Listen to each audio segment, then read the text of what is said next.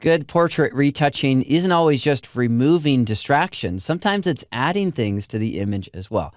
Well, that's what we'll do here in this second part of our project. We'll have a little bit of fun and we'll explore how we can add a drop shadow to the subject, add a blur effect to the background, bring in some typography and a few graphics as well. All right, well, let's begin by organizing our layers. We really do not need the original background layer, so I'll trash that one. Then double-click the layer name for the concrete wall. I'll go ahead and name that one concrete wall. Then next, let's target the layer with our subject. That's the top layer in our layer stack. To add an effect, you can go down to the FX icon, click on that, and the one we're looking for is drop shadow. When you click on drop shadow, it will open up a layer style dialog so that we can work with our drop shadow settings. So here's drop shadow, here are the settings. One of the things that you can do is change the angle because the light's really coming from above and off to the side, so the shadow is behind the subject. I prefer to have the shadow a little bit further away, so I'm going to go ahead and increase the distance. Now, what about spread and size? Well, these will help to make it look a little more realistic. Watch as I increase the size, you can see how it's becoming a bit more of a diffuse shadow. The opacity is really high, at least for me, so I'm going to drop that down so we have a little bit more of a subtle effect. And then I'll modify these controls here as well just to see how we might have that drop shadow on the image. You can also click and drag on the drop shadow itself. So you can click right onto your image and just drag that around. That's kind of fun to do. All right, well, here we have that drop shadow effect. We'll click OK to apply that. Now, next, I talked about working with the background, the concrete wall. Well, one of the ways you can work with a layer is you can apply a filter as what's called a smart filter. Here's how it works. It's really fun because it gives you a lot of creative flexibility. If you go to the filter menu, choose Convert for Smart Filters. That then tells you, hey, this layer will be a smart object layer, which basically means it has more flexibility. So you click OK. Yeah, that's what I want to do. Then we'll go to Filter. We'll go to Blur Gallery. I'll use Field Blur. And in Field Blur, what you can do is you can set a point where you have a blur effect applied, like right here at a certain amount. Then you can set another point. Just click on the image and change that value. You can do that over here in the slider on the far right, or you can just click on the on-screen control. But basically, I want the subject to be in focus and this side over here to be out of focus. If you want another out of focus area, just click to add that blur, and you can see how I have a little bit of blur coming in on this side. And so really, it's this central area of the background, which is now in focus. Next, click OK to apply that. And because it's a smart filter, this filter effect will show up underneath the layer.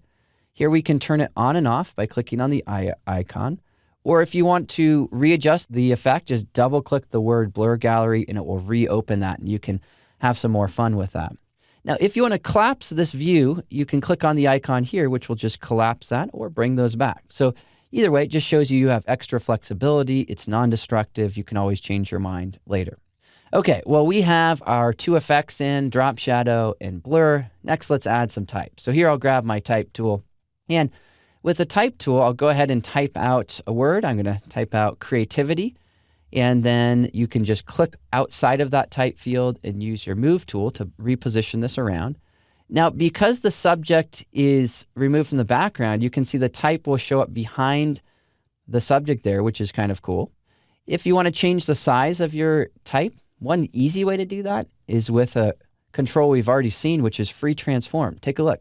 When we use Free Transform, we can then click and drag this out and change the way that type will look. What I want to do is create an advertisement for Creativity Workshop. So here I'll press Enter or Return to apply that. Then grab the type tool again, and this time type out the word workshop. Next, click off of that and use your move tool, and we can reposition this one here around as well. All right, well, so far so good. We have some type in. We have an effect on the background, on the subject. What about adding a few graphics just to finish this off? Well, in the Tools panel, if you click on the three dots at the bottom, that opens up a whole slew of different controls that we have. The one I'm searching for is Custom Shape. And I want to show you a fun technique that you can use with custom shapes. The shape I'll be using is the arrow right here. And if you click and drag the shape out, essentially what you'll have is, let me make it a little bit bigger, you'll have a shape filled with a solid tone. Yet what's fun is you can actually add layer effect to this shape. Let me show you what that might look like. Again, back down to our FX icon. This time, let's choose brush stroke. This will open up the layer style dialog. Here we have the brush stroke, and then we have some settings. In this case, we could choose to have a color, or in my case, I just want to have white. So I'm going to have a white brush stroke.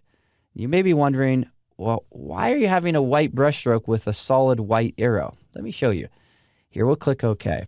What you can do when you have layer style effects is you can decrease the fill of the layer, which is the pixel content of the layer. When we do that, now you can see all that I have here is the brush stroke effect, the layer style effect, which we added.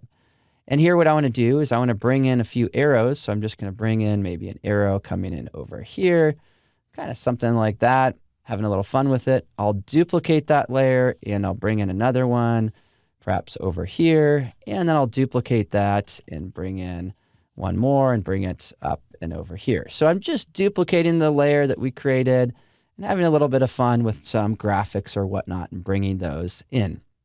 All right, well, that wraps up this creative project. Wanted to add in a few extra tips and tricks here to get you thinking about how you can not only just remove problems and clean up your images in that way, but begin to add back in some creativity so that you can combine the retouching skills we're learning with some of your other skills as well. Now, as a way to quickly review what we've done, we started off with that guy on the background. We removed him from the background. We looked at how we could add that drop shadow in. Of course, we worked with looking at bringing in some of those graphics and a little bit of typography. And then we explored how we could work with the smart filter and add a blur effect on the background there as well.